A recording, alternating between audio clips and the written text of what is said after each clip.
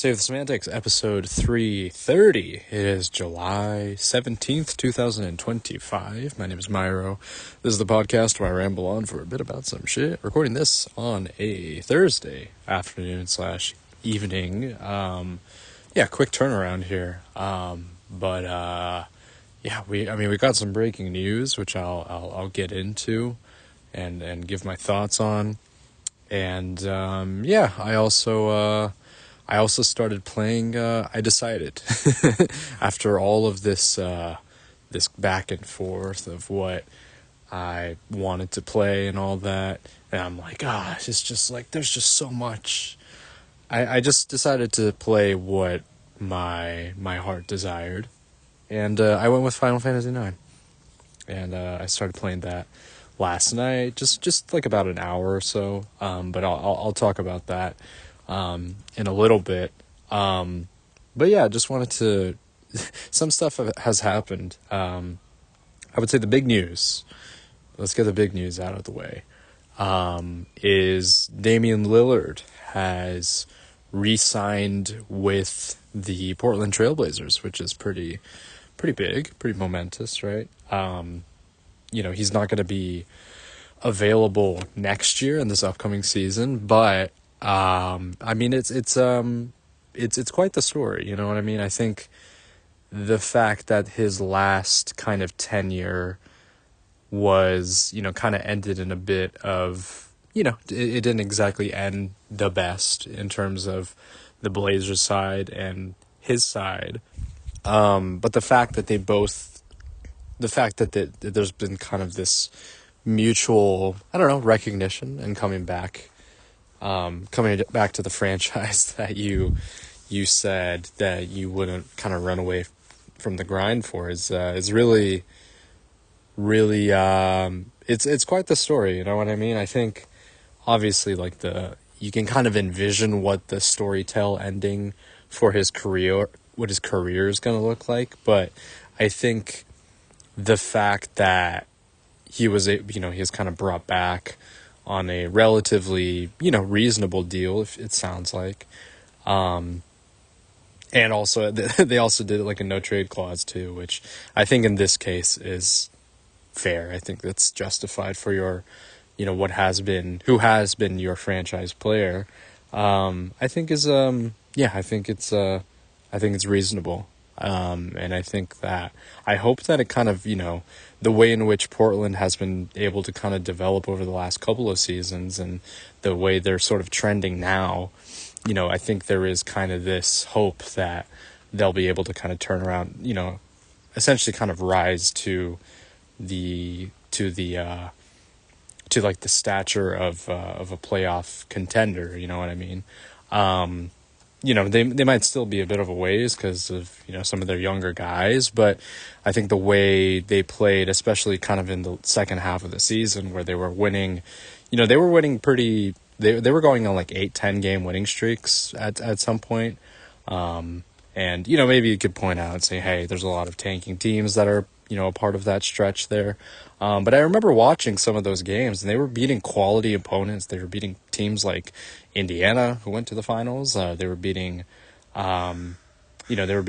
just other teams that I think were quality opponents. I don't know.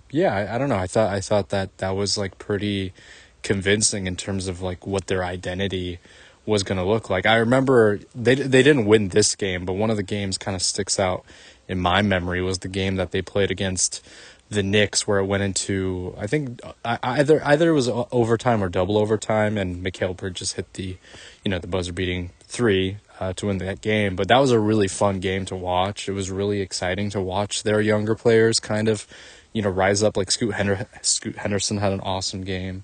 I think if things kind of shape up the way that they are, and their younger players continue to develop, and now they have this kind of, we don't exactly know what kind of player he's going to turn out to be with Hansen Young, or is it Young Hansen, and you don't know, is he going to be Jokic, or is he going to be like, I don't know, like a decent center? We'll see. He could be something. He could be like the kind of the remaining piece of that puzzle for them. And now they bring two vet point guards. I think it is funny that, Drew Holiday is now on the team that he was traded for with Dame at the same time. I think it's kind of a funny sort of way in which things have sort of circled back. But I think that's a really fascinating story. There's been a lot of movement over the course of this off season, right? But I think this one is probably the more, it's not going to be, he's like, Dame is still going to be out for this next season, but it is kind of like an interesting kind of another sort of, I don't know, there's just like another wrench in the mix there. Not in necessarily like a bad way, but it's just like, yeah, that's just going to be an interesting kind of thing to kind of keep an eye out on. Like, what is that going to look like next season, right? When he does, recover from his Achilles and everything, what's that fit going to look like? It feels like the reasonable outlook would be for him to become kind of that mentor to the younger players in Scoot Henderson and Shaedon Sharpe and that kind of thing, right? But yeah, is he going to be like a significant, obviously at his age and after coming off of this injury, it's going to be a little hard to envision him taking on a more, primary role on that team. But I think he will be, he's going to provide like a pretty big presence on that roster. And I'm sure, and it sounds like fans of, Portland fans are happy to kind of see him come back, considering, how much he has meant to their franchise, right? Like he is kind of their franchise player. I think out of anybody, you know what I mean? Like, despite the fact that they've only gone to the Western Conference Finals once, I think was it either once or twice. Once I remember they played against the Warriors, but, regardless of that, he's been, I think there's kind of this, his name has been sort of attached to kind of that loyalty kind of term and that kind of thing, right? That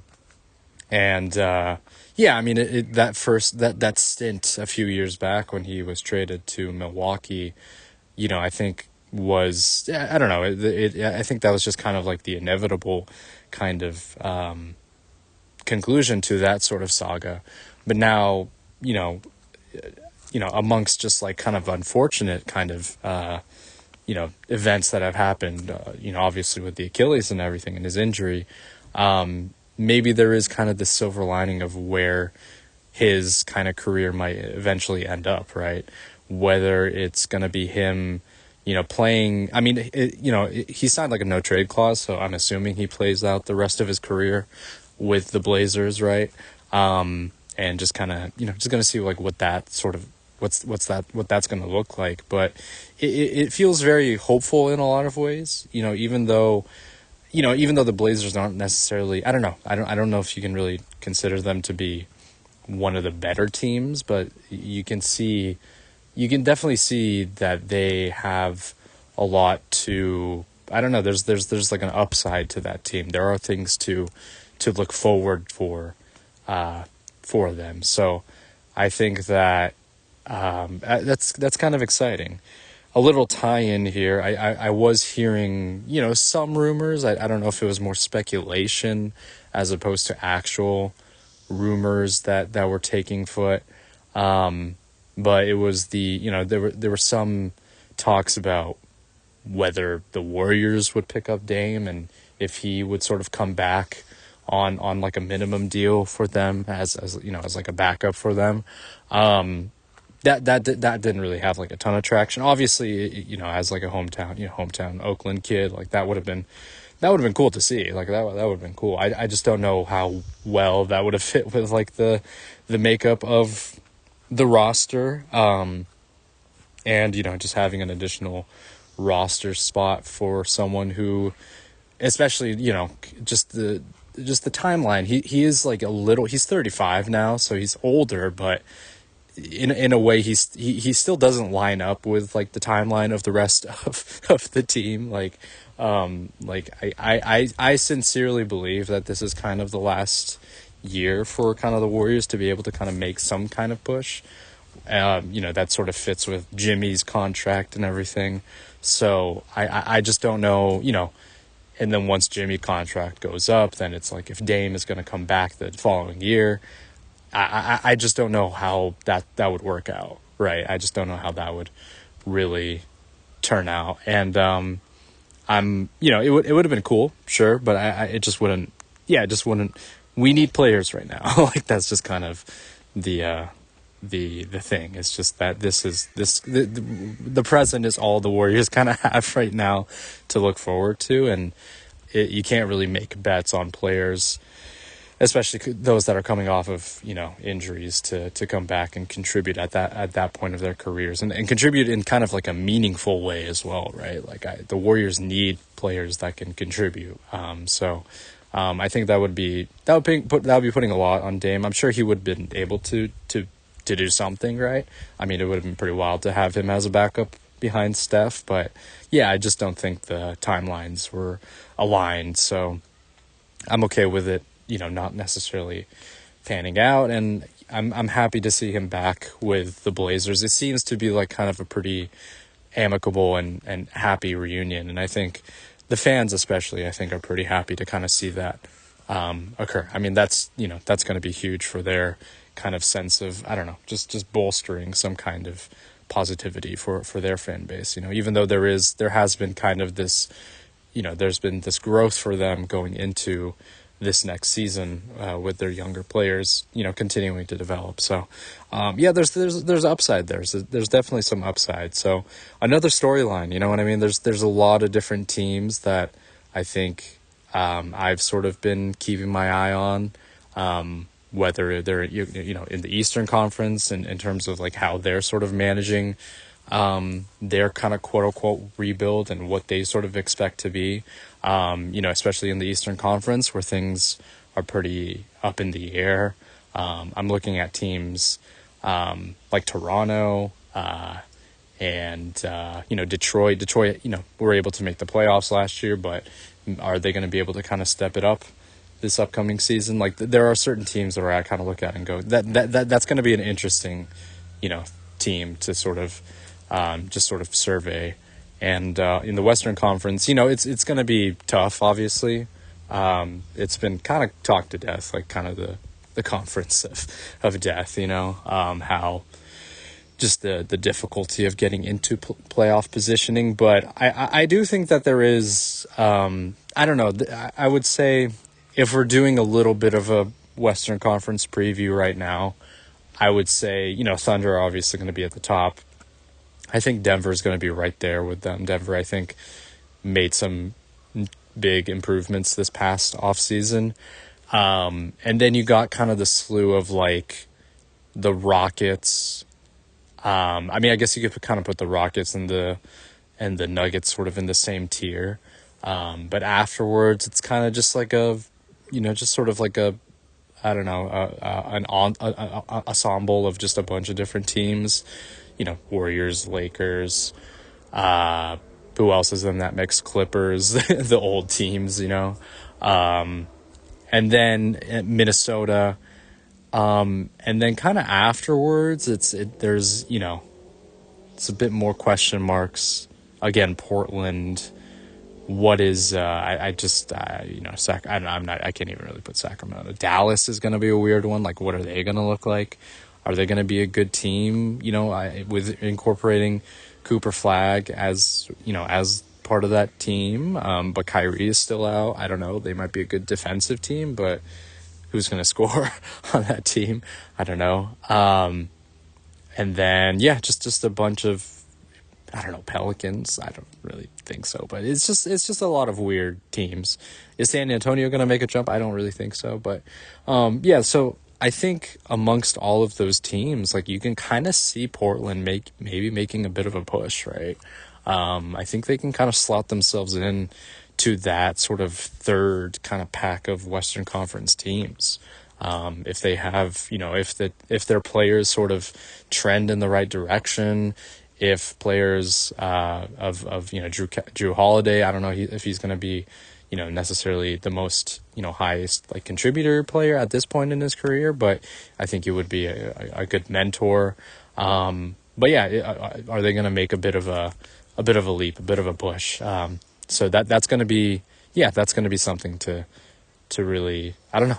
They're just kind of like a mystery, kind of a wild card factor right now. And I think that makes it a lot more interesting, and fun. So good stuff. Yeah, huge news. And just wanted to kind of give my thoughts on that. So as I kind of mentioned at the beginning, I decided to start playing Final Fantasy IX, and I kind of realized that it had been, and I might have mentioned this yesterday too, but it had been an incredibly long time since I've played this game last. I'll talk a little bit about my experience with this game, and what this game what this game means to me. It's a really, it's an important game for me. Kind of in a similar vein to some of the other games that I've talked about. This is one of my favorite games of all time. This is like one of my favorite games of, like my childhood. I think I played and beat it when I was like 11 or 12 or somewhere along that age range.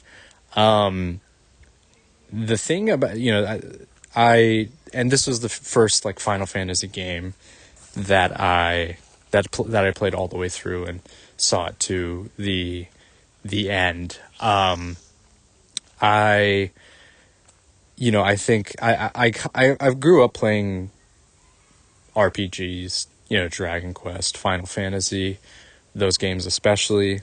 And I played Final Fantasy IX was kind of one of the first ones that I picked up and played. I think Final Fantasy V was actually the very first one that I played, but I never played it all the way through. I think I played just like a portion of it on my mom's old PlayStation 1. And that was kind of a similar thing with Final Fantasy IX as well. I was kind of doing, I was both like watching my mom play, and I was also just kind of, just jumping around here and there, but I wasn't really, it was a little different, when it was like, when I was younger, when I was like maybe 8, 9 or something like that.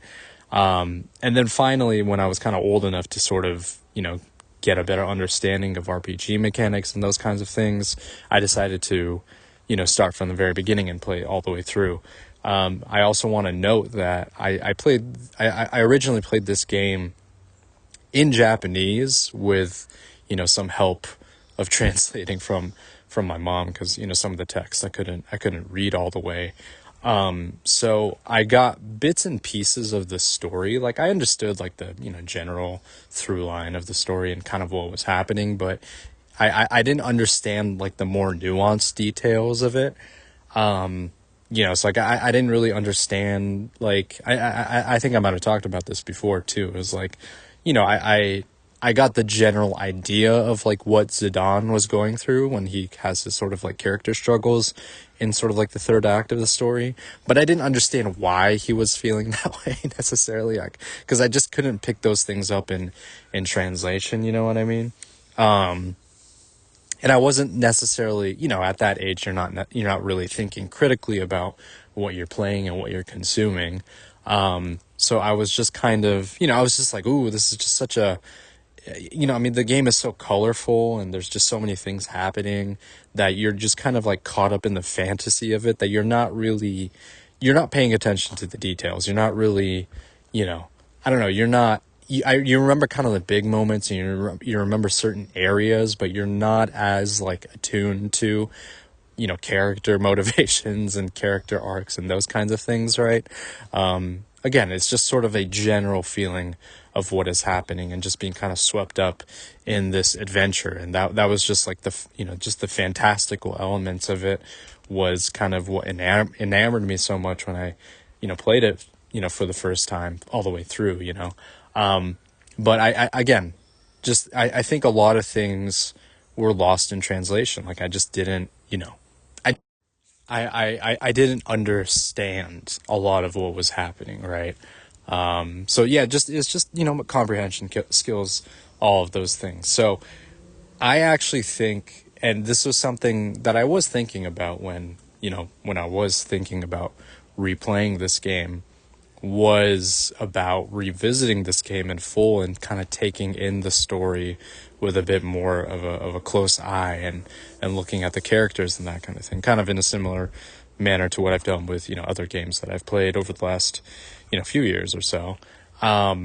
And I actually think that it's kind of coming in with a bit more of like a fresh perspective in a way, because I'm not, it's just like it's just a different, I'm just at a completely different point in my life, and then also I'm playing this game in English too, so that's going to help with, understanding the text and the story and all those kinds of things. So, yeah, I. Another thing to note, this game was I also have just an interesting experience with this game, not just because of how it sort of relates to me growing up, and just how kind of having a special place in my life, but also the fact that just my experience of approaching this game was kind of different, because I actually heard the soundtrack of this game all the way through first before I played this game. So when I was younger, we had like the CDs of like the full soundtrack of this game, and I had kind of downloaded it on my iPod, one of the original iPods, and I just remember listening to certain tracks over and over again, and I could kind of almost envision the story itself through the soundtrack. And then when you play the game, when you get to that point in the story where the song plays, it's a little different from what you envisioned, right? But I think it's just such a, I don't know, it's a very, I don't know, I think I could kind of, I can kind of make this comparison to Xenoblade as well. Xenoblade, I heard some of the songs first before I played the game. Honestly, that was kind of one of the biggest factors of what drew me into Xenoblade. And with this game, it was more so that I already had the game, and I just hadn't played it yet. I was just kind of listening to the music, but there's just so many songs. I had kind of listened it through all the way through, and listened to some tracks which may have, it may have spoiled some sections of the game, but I didn't know the context of which the song was playing, right? Maybe there's like a mysterious kind of tune. I know towards the end of the game, there's like certain songs that, certain like boss battle songs that sound a lot more rock heavy, right? And so I can kind of get the instance that, this is like, one of the boss themes. But yeah, I don't know. That was kind of like a big thing for me. And just kind of starting this off and starting off kind of like a new playthrough of this game. It was both like nostalgic and then also kind of refreshing in a way, because I so many of the details have completely vanished, right? Like I remember, key moments throughout the game, and I remember the intro pretty well. But yeah, just like it's just different. It's a very different feeling. Regarding the soundtrack though, playing through it and hearing the kind of the iconic songs, it's like just as I remembered it. It really just kind of puts me back into kind of the headspace I was in, or just sort of like what I was doing when I was younger. When I first played through it, like I spent so much time just running around the beginning city area in Alexandria, and just like walking around and talking to people and stuff.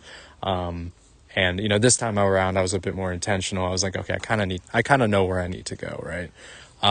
But just among, just with that, the town theme of Alexandria just playing in the background is just like, it's so like ear catching, and yeah, it just kind of really brought you back into it, and it sort of it reminded me why I really enjoyed the soundtrack and just that and just how well composed it is and how it kind of relates to the game as well. So yeah, I mean, I've only played like an hour or so. Just kind of the intro of the game, where you're playing kind of the band of thieves, and you go into the castle to perform a play, and then you kidnap the princess and all that stuff. I some commentary stuff. I think, if you compare this to something, if you compare this to, say, Final Fantasy VII, I think the way in which the intro is, the way in which, the game handles the intro is very different, right? Final Fantasy VII, it just goes right into the action. And you're like this, you're kind of a, eco-terrorist and that kind of thing, right? I mean, that's been talked about to death, but with this one, it's like a sweeping introduction into this. It feels really truly like a fantasy when you're kind of swept up in the music and kind of the vistas. You see the princess in the castle, and then you see the ship kind of flying through the sky, and just like the colors in the sky. There's so much. I don't know. There's just a lot to really take in on with the intro. You're really just swept up into it, and the one thing I do want to note, though, and I think this is sort of a common, this is sort of a common theme across a lot of Final Fantasy games and kind of the literature of those games, but there's a little bit of a hint, because this game is pretty, the way it's been so far, it's really lighthearted, it's really fun, it's funny, like there's not as much of this serious tone as Final Fantasy VII. Final Fantasy VII, there's moments of humor for sure, but that's kind of provided as moments of levity versus it being kind of a pretty significant part of the story. Like Final Fantasy IX is it's so much more bright and funny and all of those things. So I think there's differences in that, but I do think the one thing that kind of sticks out is there is kind of this mention. There's a little bit of an undertone. It's not as significant because it hasn't really been like the driving factor of the story, right?